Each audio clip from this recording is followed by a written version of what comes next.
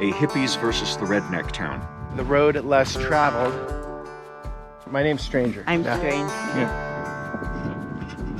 There's no church. We have no sheriff. We have no jail. You have so much personal freedom every day, whatever you want to do. Can you imagine horses and carriages somehow getting over these ranges of mountains? There could be some people that are actually very wealthy here. Well, I'm a millionaire. Our spring is on the Navy base. Hey, N6BKL, this is KJ6HN. Are you around? Jim, are you gonna fix this one up here? Your house was a saloon? That was an ice locker. Sometimes you arrive in a small town and you wonder, like, are people peering through their curtains with a loaded shotgun? That's your truck? Mm-hmm. So nobody wants to leave here. These are the old style pumps. Well, I think I can take 6 gallons today, Charlie. People are curious as hell. I'm curious about them too. It'll change you forever.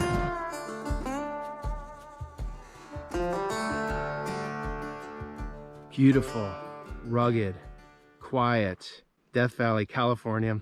One of my favorite places in the world. Today, guys, we have quite an adventure.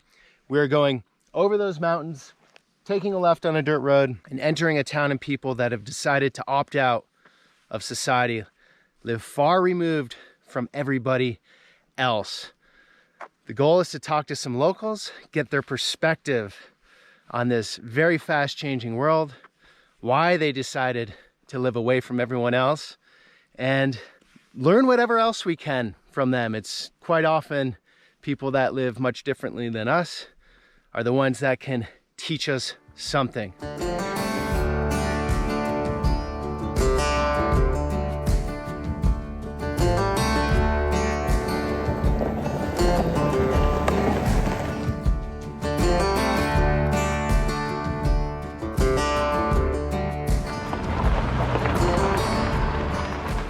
Looks like an old mining shaft. So a lot of these towns out here were former mining towns, and when the minerals ran out, so did the people.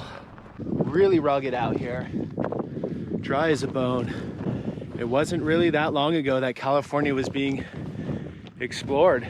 You know, you had the 1849 gold rush, and that's when most people were leaving the East Coast and taking the long, treacherous journey across the country. It was the true adventurers coming out here.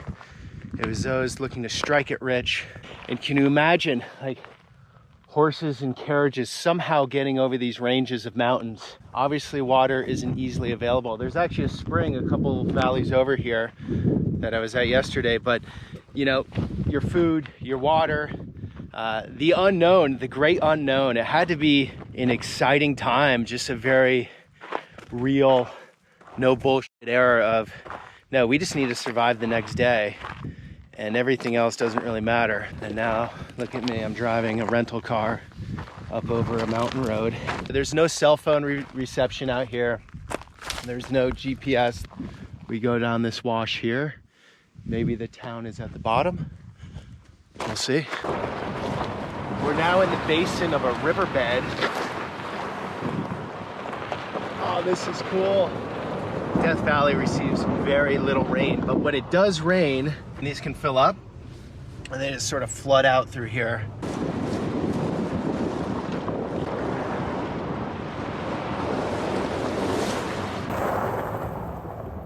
You can see there are trees there on the top of some structure. So obviously when people live away from everyone else, they might not want to be on camera. So I got to feel this out. I don't want to do anything anyone doesn't want to do. And I have no idea how I'll be received here. I don't think they see too much traffic coming in this way.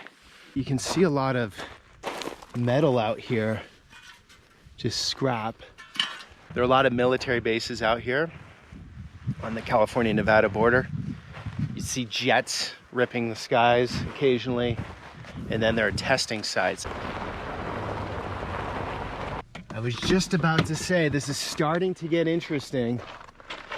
Like, we're getting into greenery, going down in elevation, and then this. That's the end. There's only one other fork, and it looked like the road less traveled. You know, usually I like the road less traveled, but I thought in these parts, take the main road, and well, here I am. No idea what that is. Is it a part to an airplane? What is that? Somebody's cooler down here with fish. Wow.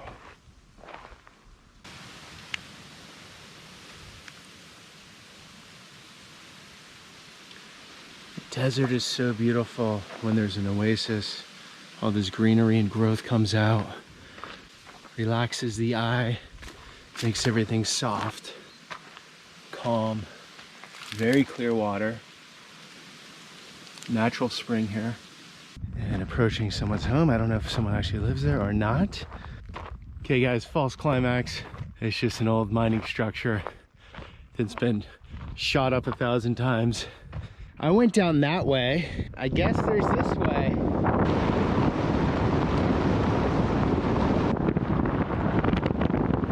So guys, I'm gonna put the camera down just to see how this goes and if I can roll in here or not. And we'll see if we can get in with the locals. The locals I spoke with in this town asked me not to mention its name, so I silenced the town's name every time it came up in conversation. Where are you from originally? Palo Alto, California. How long have you been out here? Well, I've been in and out since I moved to Death Valley in 1979, and I've been in and out ever since then. More in lately. So this is the Oh, beautiful. 3/4 ton. Classic. Will this get over these mountains pretty good? Oh, easily. It goes everywhere that I want to go using common sense, and more importantly, it takes me back home again. What's the big draw living out here? You can do whatever you want, as long as you don't hurt anybody. And sometimes you arrive in a small town and you wonder, like, are people like peering through their curtains with a loaded shotgun? But not, well, the town used to be like that 40 years ago or so. Okay. When I first started coming here in the early 1980s, it was definitely a hippies versus the redneck town. Oh. And the rednecks over the decades have just sort of moved away. And You never formed an alliance? The hippies and rednecks? no, Okay. they did not get along. It's And so now it's pretty much, you know, aging hippies that live here, and you never know about politics and religion and things like that. Well, there's no church. We have no sheriff. We have no jail. You guys regulate each other? Like everyone gets along? Yeah, pretty much everybody gets along. There's a very delicate balance. We all care about each other. We're there in a heartbeat to help somebody out in a bind, but we stay out of each other's personal business to the extent that they don't want to share it.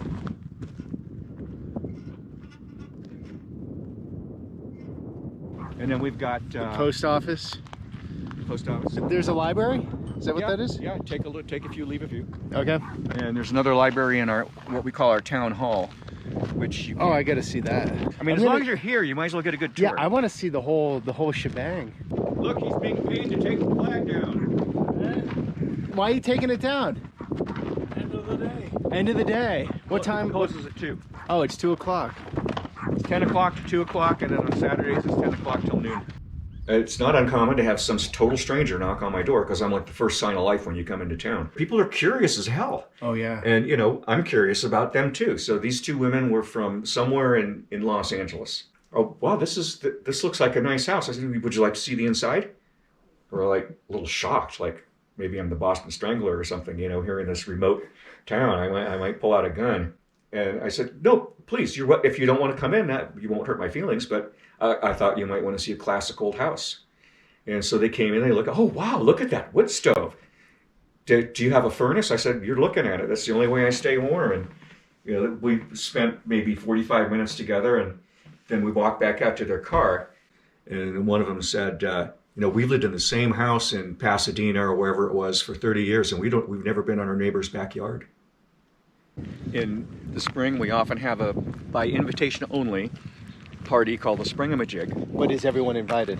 You have to be on the list. Okay. And there might be 100 people in town with little jams, acoustic guitar and bongo jams and that kind of stuff around town. And then people bring things to bring to the table for the grand potluck. And I've got a pretty good wine cellar at my house here, and I usually bring a couple of bottles of really good J-Lore wine that you can't get in the grocery stores. I'm kind of a hippie. I'm a liberal hippie. And many of my neighbors are too. And what we can learn is that that's not a bad way to live a life, because there's sharing, time and help and food and the desire to have a good time while we're on the planet, while we still have life.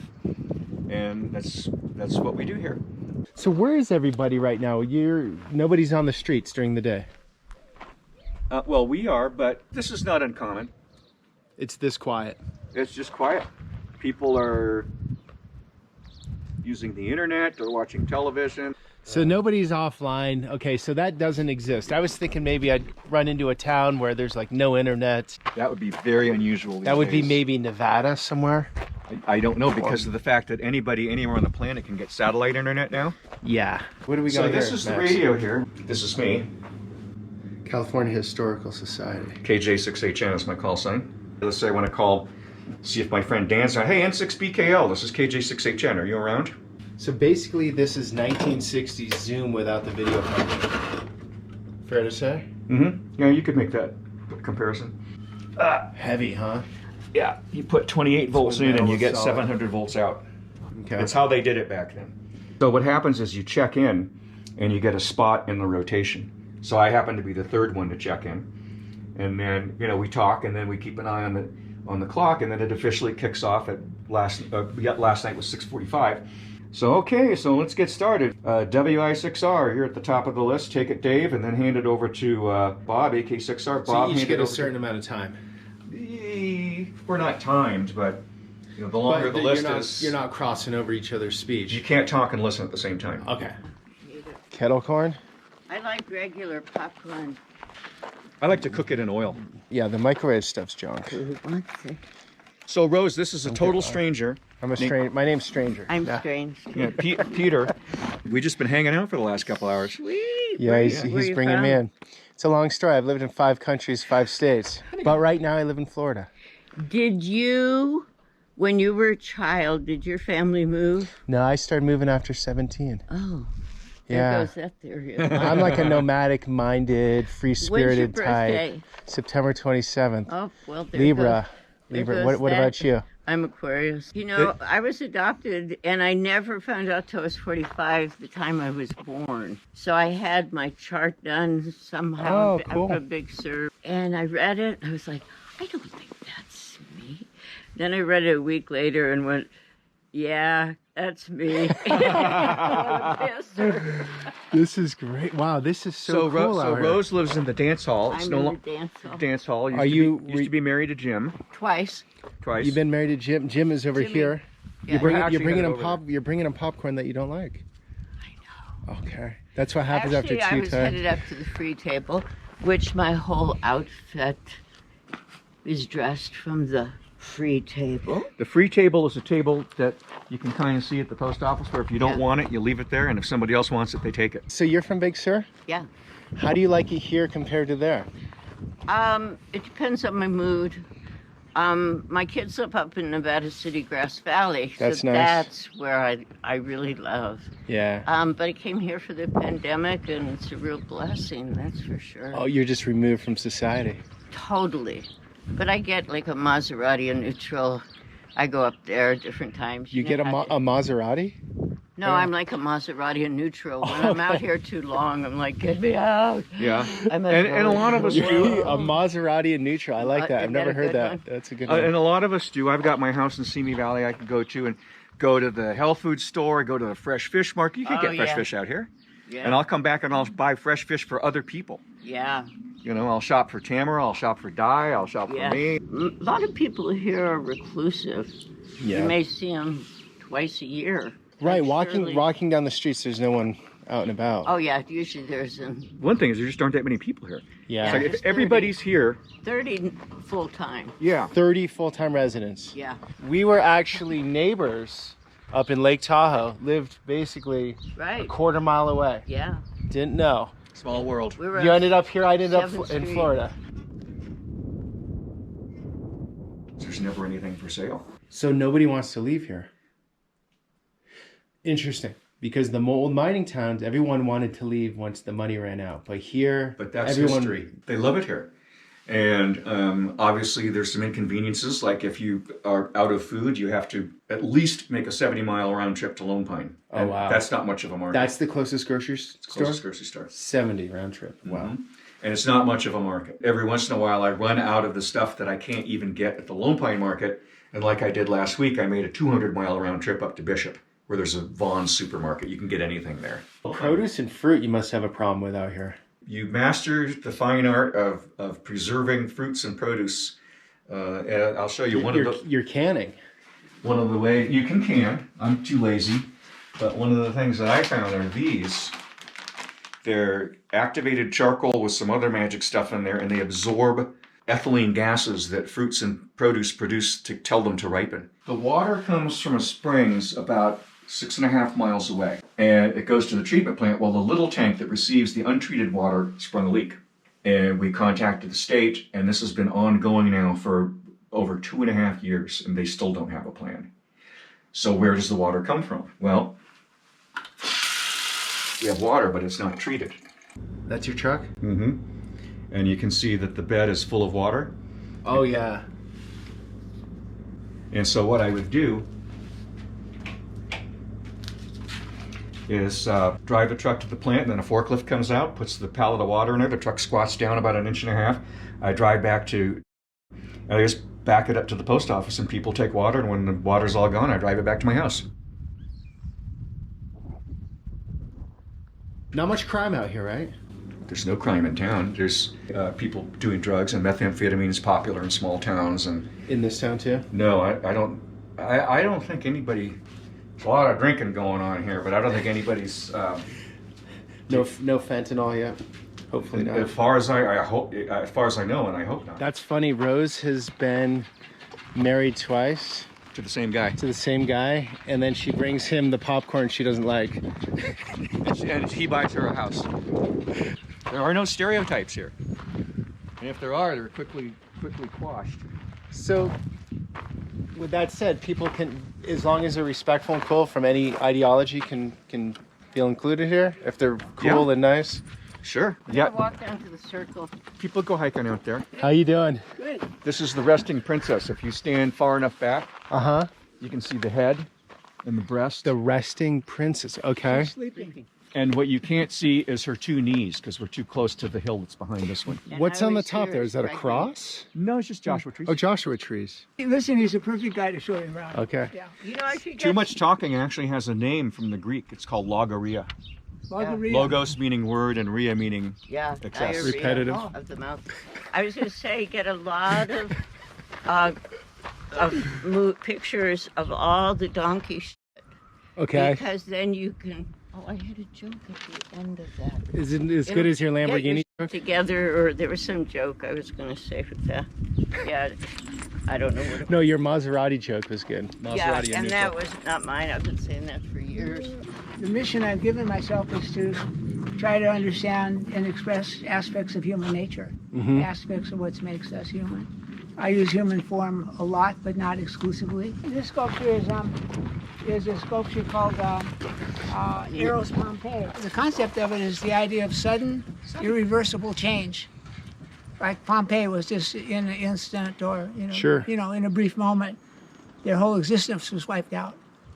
But we have it in our lives in terms of winning the lottery, or falling in love, or having an auto accident or an illness, things that you don't plan, but things that direct the course of your life. Can I ask what have been your big Eros Pompeiis?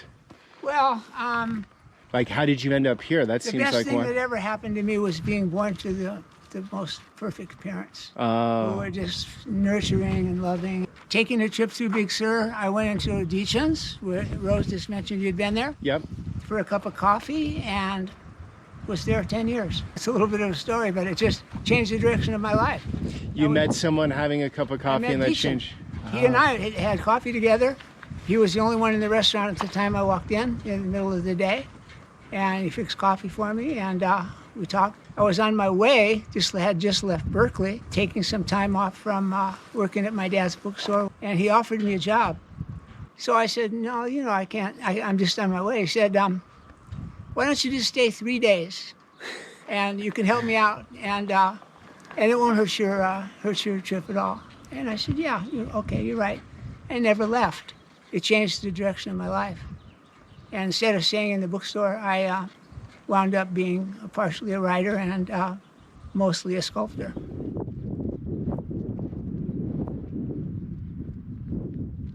This is the town hall, and this is where we have our potluck parties. It has a kitchen with a stove and running water and a microwave and a piano, which is kept in tune by a guy named Piano Dan, who comes to town. Where's Piano Dan come from? He comes up from Southern California somewhere. Oh, wow. I'm not a pianist. I play a few chords. It's out of tune.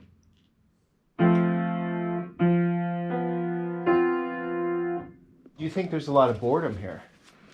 There can be, if you're engaged with the world via the internet, and you have projects to do, if you have hobbies to do, which I ham radio, photography, music, reading, watching a good movie from time to time. I'm never bored. If for some reason boredom strikes me in the middle of the day, I'll take a nap.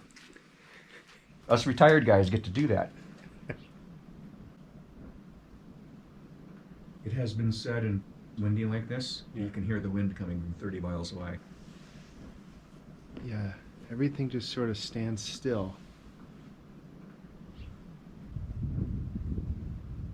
I like very much the open, expansive space, the wildness around the town, the fact that there's only a few people that live here, the idea that you have so much personal freedom every day, whatever you want to do.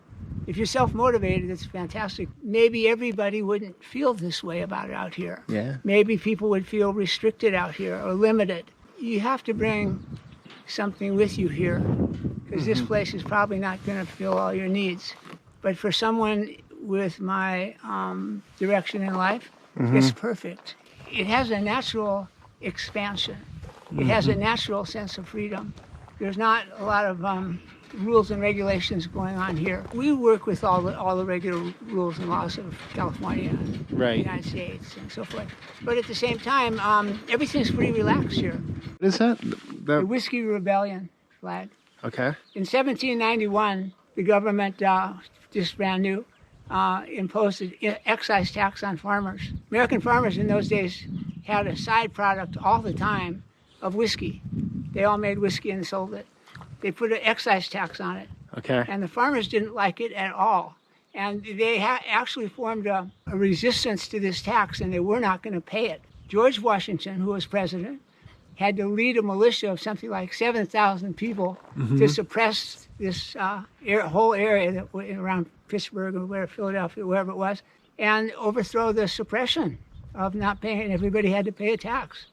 That was it. Do you make whiskey, or you just love the flag? I don't make whiskey. I like the flag very much. Yeah, that's cool. There's 13 stars. I like to fly it as an expression of discontent with the government. I mean, I'm not rebellious. I'm not rebelling, but I wish the government was better. In America, the Congress should have the same medical plan as the rest of the country. They tell everybody to do this, but they do that, which is a deluxe. I mean, it's just not right. Mark Twain once said there's no distinct criminal class in the United States except for Congress. It hasn't changed. It may have gotten worse, but it hasn't changed. He has said a lot of right things nature. politically that have not changed. You're a bit libertarian out here? Oh, I don't think we have any labels at all. I think you just find a lot of different opinions. Where do you vote? Where would you vote? We vote by mail. Oh, okay. Where did you vote before that was possible? I voted by mail since 1964. Ah, I thought voting by mail was a new thing.